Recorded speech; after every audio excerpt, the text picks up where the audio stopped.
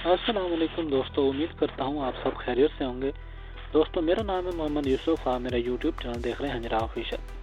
دوستو آج ہم بات کریں گے حضرت سلیمان علیہ السلام اور ملکہ بلقیس کا واقعہ۔ دوستو آگے بڑھنے سے پہلے گزارش ہے کہ آپ ہمارے چینل کو سبسکرائب کر دیں تاکہ ہماری ہر نئی آنے والی ویڈیو کا نوٹیفیکیشن آپ کو بر وقت آسانی کے ساتھ مل سکے۔ دوستو چلتے ہیں اپنی ویڈیو کی طرف۔ ہفتے اقلیم کے 9 عمر بادشاہ شاہی محل کے 12 دریوں میں بے فکری کی زندگی گزارنے والے اللہ کے فرما بردار وہ کم عمر نوجوان ابھی جوانی کی دہلیز پر ہی قدم بھی نہ رکھ پائے تھے کہ ان کے والد محترم اللہ کے نبی اور بادشاہ وقت حضرت داؤد علیہ السلام انتقال فرما گئے۔ انہوں نے عمر مبارک کہ صرف 13 بہاریں ہی دیکھی تھیں کہ عظیم الشان سلطنت کا بوجھ ناتواں کاندھوں پر آ گیا۔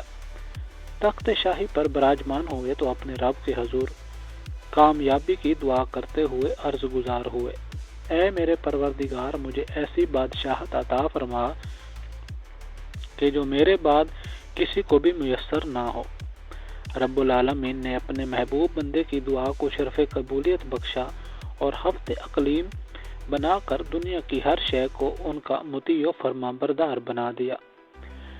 نبوت و حکمت سے سرفراز فرما کر ہوا، سمندر، پہاڑ، دریا، چرند پرند، انسان، حیوان، جنات و شیاطین، مال و دولت، نباتات و معدنیات، حتیٰ کہ جانوروں اور پرندوں کی بولیوں کا علم تک اپنے نبی علیہ السلام کے قدموں میں ڈھیر کر دیا۔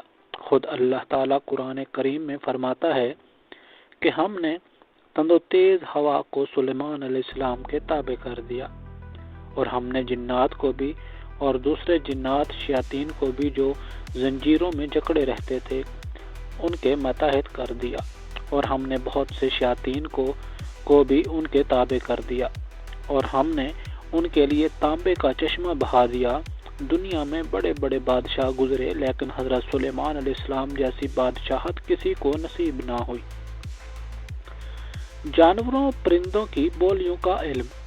اللہ کے برگزیدہ بندے اور بنی اسرائیل کے نبی حضرت سلیمان علیہ السلام کے والد بھی نبی تھے۔ ارشاد باری تعالیٰ ہے، اور ہم نے یقیناً داؤد علیہ السلام اور سلیمان علیہ السلام کو علم دے رکھا ہے۔ اللہ تعالیٰ نے حضرت سلیمان علیہ السلام کو جانوروں اور پرندوں کی بولیاں جاننے کا علم دیا تھا۔ ایک مرتبہ حضرت سلیمان علیہ السلام جن و انس اور حیوانات کے عظیم الشان لشکر کے ساتھ کسی جگہ تشریف لے جا رہے تھے۔ لشکر عظیم چلتے چلتے ایک ایسی وادی میں پہنچا جو بے شمار چیونٹیوں کا مسکن تھا۔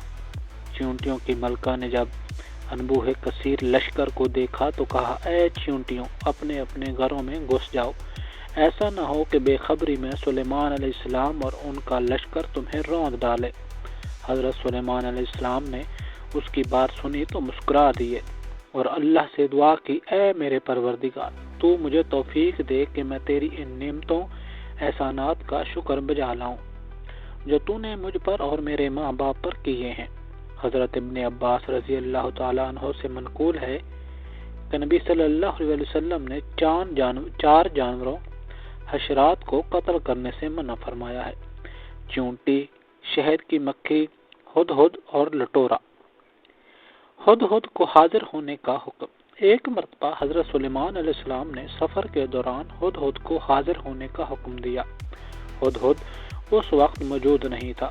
اس کے بغیر اطلاع غیر حاضر ہونے پر آپ کو غصہ آ گیا اور فرمایا، اگر ہدہد نے غیر حاضری کی معقول وجہ نہیں بتائی تو اسے سخت سزا دوں گا یا ذبح کر دوں گا۔ حضرت عبداللہ بن عباس رضی اللہ تعالیٰ عنہ سے سوال کیا گیا کہ تمام پرندوں میں سے صرف ہدہد کو کیوں بلایا گیا؟ آپ نے جواب دیا، حضرت سلیمان علیہ السلام نے کسی ایسی جگہ قیام فرمایا تھا جہاں پانی نہیں تھا۔ اللہ تعالیٰ نے ہدہد کو یہ خاصیت عطا فرمائی ہے کہ وہ زمین کے اندر کی چیزوں اور زمین کے اندر بہنے والے چشموں کو دیکھ لیتا ہے۔ حضرت سلیمان علیہ السلام کا مقصد یہ تھا کہ ہدہد سے معلوم کریں کہ اس میدان میں کتنی گہرائی میں پانی ہے۔ ہدہد کی نشاندہی کے بعد وہ جنات کو حکم دیتے کہ زمین کھود کر پانی نکالو۔ ہدہد زمین کے اندر کی چیزوں کو دیکھ لیتا ہے، لیکن عجیب بات یہ ہے کہ اسے زمین کے اوپر شکاری کا بچھایا ہوا جال نظر نہیں آتا اور عموماً جال میں پھنس جاتا ہے۔ دوستو، قوم سبا پر سیلاب کا عذاب۔ قوم سبا 800 سال قبل مسیح کے لگ بھگ یمن کے علاقے میں آباد تھی۔ انہوں نے اپنی پہاڑی علاقوں میں بہت سے بند تعمیر کر رکھے تھے، جن میں سب سے بڑے بند کا نام سد معارب تھا۔ انہوں نے ان بندوں سے چھوٹی چھوٹی نہریں نکال کر میدانی علاقوں کو سیلاب کرنے کے لیے ایک مربوط و مؤثر نظام بھی بنا رکھا تھا، جس کی وجہ سے باغات کے سلسلے سینکڑوں میل دور تک پھیلے ہوئے تھے۔ اس زمانے میں یمن تہذیب و تمدن کا گہوارہ تھا، جس کی شان و شوکت دیکھنے سے تعلق رکھتی تھی، مگر پھر آہستہ آہستہ وہ قوم مذہبی و اخلاقی زوال کا شکار ہوئی تو اللہ ذوالجلال نے انہیں نبیوں کے ذریعے متنبہ فرمایا۔ بالآخر انہیں ان کی ناشکری اور سرکشی کی سزا دی گئی اور انہیں فراہم کردہ تمام نعمتیں سلب کر لی گئیں۔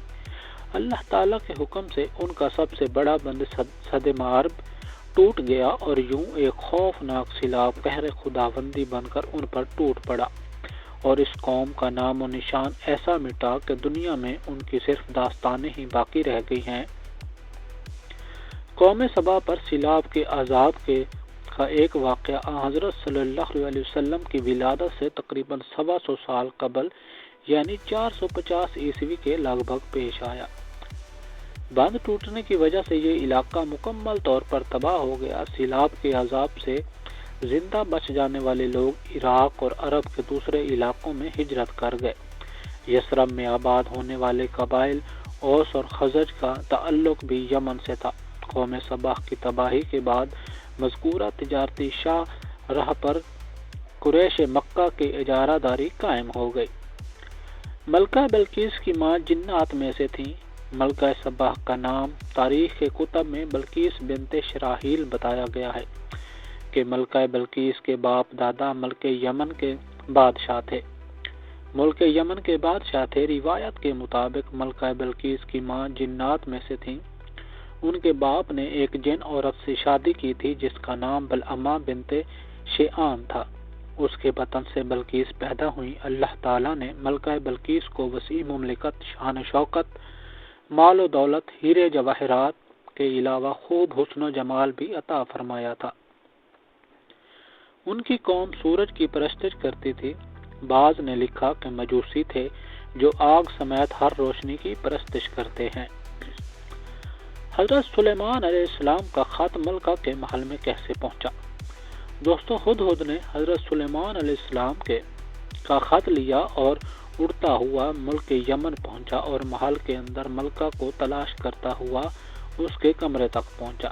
دیکھا کہ ملکہ اس وقت آفتاب کی پوجا کر رہی ہیں۔ ہدہد خط اس قریب ڈال کر وہاں سے ہٹ گیا۔ ملکہ نے اپنے قریب ایک خط پڑھا دیکھا تو بڑی حیران ہوئی، لیکن جب اسے کھول کر پڑھا تو بڑی متفکر ہو گئی۔ چنانچہ فوری طور پر وہ تمام درباری طلب کر لیے۔ ملکہ بلقیس اپنے دربار میں ہیرے جواہرات سے مزین خوبصورت تخت شاہی پر براجمان تھی۔ تمام درباری تجسس بھری نظروں سے ملکہ کی طرف دیکھ رہے تھے اور بے چینی سے منتظر تھے کہ ملکہ عالیہ اچانک ہنگامی اجلاس طلب فرمانے پر کچھ اظہار خیال کریں۔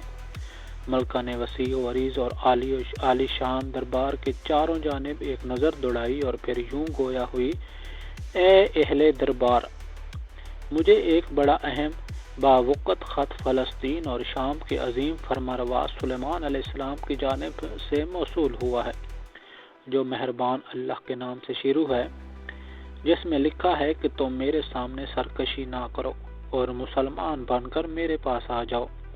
اے میرے سردار، تم اس معاملے میں مجھے مشورہ دو۔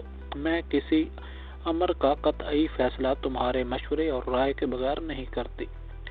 اس پر وہ بولے، ہم بڑے زور آور اور سخت جنگجو ہیں، آگے آپ کا اختیار ہے، آپ خود ہی سوچ لیجئے کہ ہمیں آپ کیا کچھ حکم فرماتی ہیں۔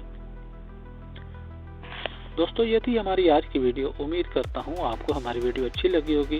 دوستو اگر ویڈیو اچھی لگی ہو تو ویڈیو کو لائک کر دیں, چینل کو سبسکرائب کر دیں تاکہ ہماری ہر آنے والی ویڈیو کا نوٹیفیکیشن آپ کو بر وقت آسانی کے ساتھ مل سکے. دوستو ملتے ہیں ایک نئی ویڈیو کے ساتھ, تب تک اپنا بہت سارا خیال رکھے گا. اللہ حافظ.